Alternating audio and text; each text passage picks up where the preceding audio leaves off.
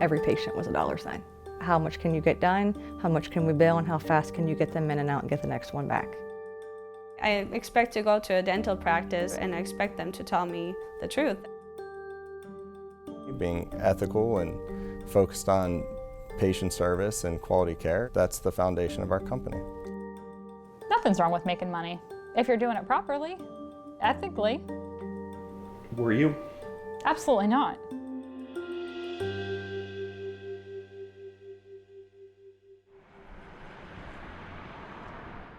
There were multiple occasions at Refresh that I took my gloves off in the middle of a procedure and walked out of the room. And I told the office manager, I will not go back in there. I won't be involved in something immoral like that. On a personal basis, I've watched them drilling perfectly healthy teeth multiple times a day, every day. It wasn't about how well was the treatment done. It was about how much did you make on that treatment. Dental assistants RICCI ENDSLEY and Ashley Hughes worked at an Ohio office with business practices managed by one of the fastest growing dental companies in the U.S., the North American Dental Group. NADG took part in a little-known trend in dentistry, where local dentists and hygienists confronted demands from a company beholden to largely unregulated investors. Dentistry is going through a real transition. Private equity firms are buying up dental offices and consolidating them. There are people who know nothing at all about dentistry, except that there's a profit to be made there. A joint Newsy and USA Today investigation found that with bigger investors moving in, NADG applied intense, even daily financial pressure on dentists and hygienists. And insiders who worked there say that they saw medical staff perform treatments that patients didn't need. The patient doesn't know any better. They have no idea that the doctor just flat out lied to their face. In online reviews, over and over again, we found patients who said NADG dentists said they had cavities or needed expensive crowns, but a second opinion said nothing was wrong.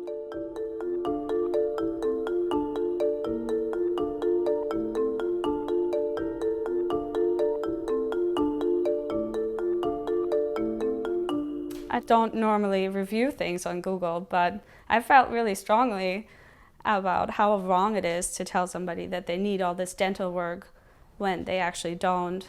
There's a slide that's just your size. VERENA McClain went in for a regular cleaning. She says she had no issues with her teeth, but she left with a nearly $6,000 treatment plan for 4 crowns, meaning her teeth would have to be drilled down to a nub and capped. I definitely felt like he and his office staff were pressuring me, like, oh, this is really urgent though. Then my husband and 2 other friends also came back with lots of treatment plans. I decided, oh, I should really get a second opinion. My new dentist told me I didn't need anything done. My recommendations, 100%, I stand by them, even if another dentist disagrees with that particular treatment.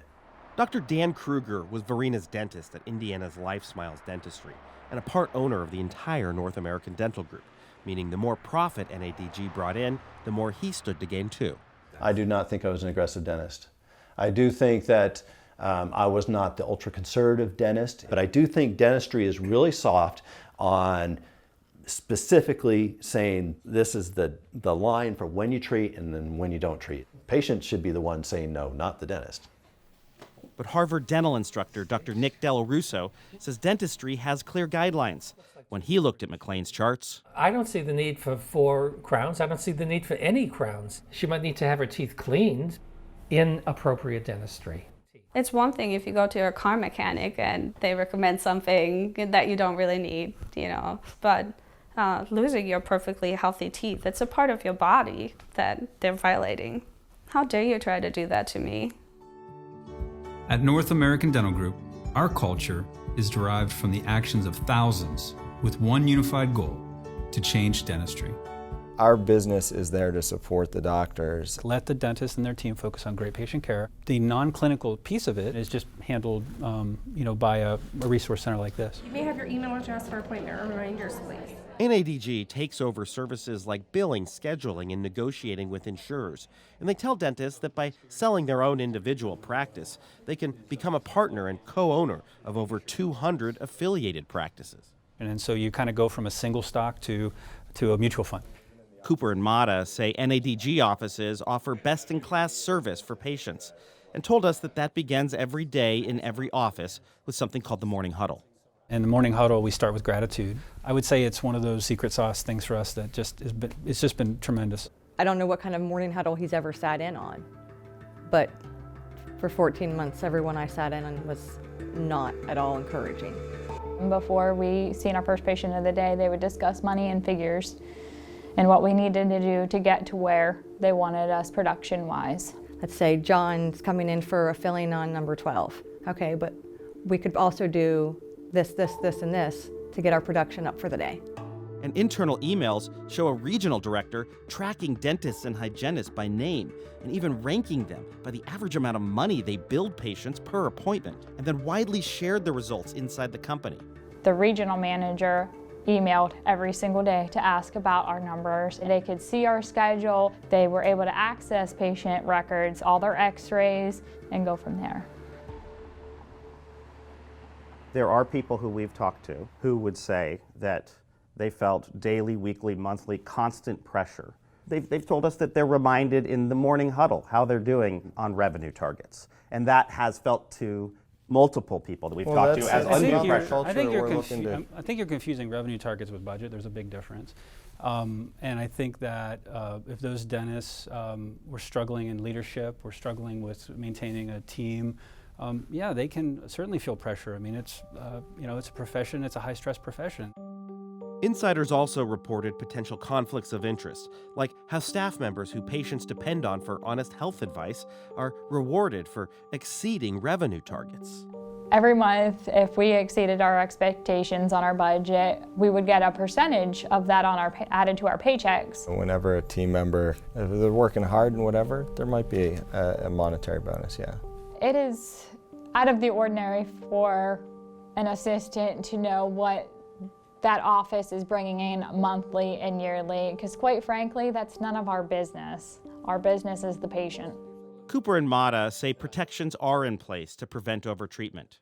We have quality assurance committee and peer-to-peer review to ensure that we would never tolerate any treatment to be done on a patient that isn't necessary. Everything that's clinical is 100% doctor-owned and doctor-controlled. They're in control of every facet of the treatment planning. That is their license in that building. They have to make the clinical decisions. But that email from NADG's regional director, Sarah Watson, tells a different story. Her LinkedIn profile touts years of prior experience in consumer retail, not medicine. But she's still asking dentists who have a budget deficit if they're following procedures in order to increase the number of fluoride treatments and bone grafts, and suggests that they get patients to agree to treatments prior to talking about out-of-pocket costs. Any influence over the dentist's ability to make the clinical decisions independently in the best interest of the patients is wrong. The American Dental Association's Dave Preble says suggesting treatments based on budget deficits, not patient needs, is indefensible. And he's concerned that regulation's not keeping up with the industry's changes, as state boards only regulate and investigate licensed individuals, not business pressures. If a dentist needs to be a whistleblower, there needs to be somebody listening to that whistle.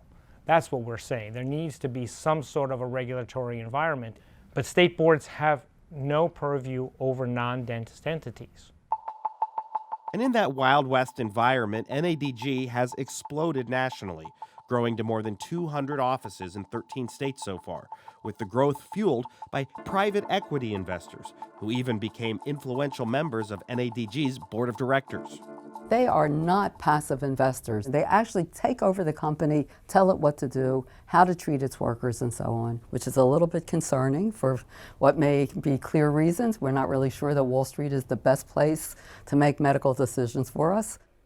Private equity expert EILEEN Applebaum says the pressure for NADG to reel in more money from patients grew because of the way the company funded much of its expansion, by turning to what she calls the shadow banking system, largely unregulated Wall Street investors who helped the firm acquire high-interest, higher-risk loans. We're not talking about you went to the bank and got a loan. We call it speculative debt. It's junk bond debt, so to speak.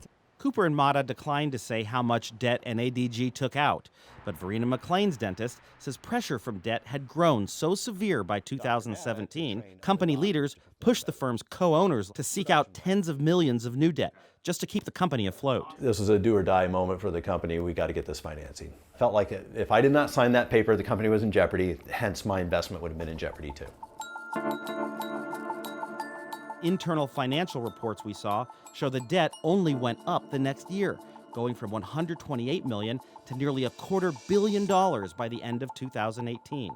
The dental group has to do whatever it takes to pay the interest on the debt, and that's where the pressure is here. I don't feel the pressure for hitting revenue targets, but I know that other dentists do feel that pressure. When they're putting pressure on the dentist about how much money and revenue they need to produce for the month, the week, the year, that's a problem. Refresh dental assistants ENDSLEY and Hughes say it all rolled down to patients as company leaders ignored internal complaints about overtreatment. Every time I saw something, I would go to the office manager. They would tell me that they document it, send an email to our regional, who in turn would go up the chain of command. When I would try to address something that I knew was not standard of care or I knew would harm a patient, nothing ever got done.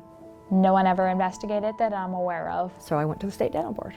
ENDSLEY made a formal complaint about a dentist there to the Ohio State Dental Board related to inadequate care, unhygienic practices, and overbilling patients.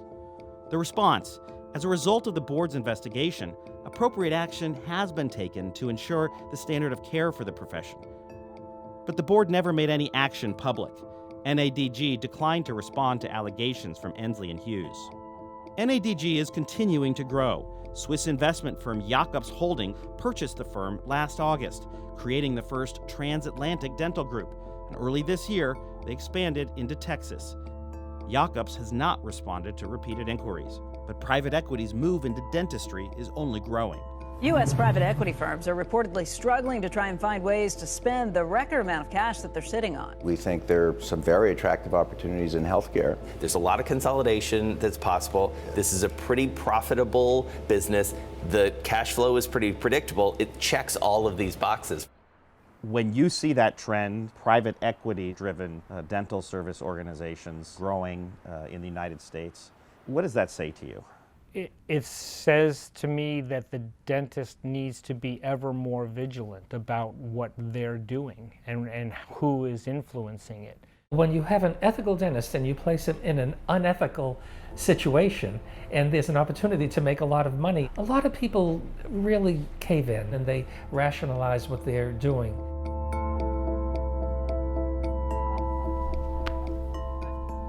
Nothing changed. You still had your morning huddle, you still had your goals to meet, you still had treatment to add. Everything stayed the same. It didn't matter what doctor was there. I quit. I can no longer be associated and watch the damage, the lack of care, the fact that money was the only thing in that office that I felt like they cared about. It's not who I am.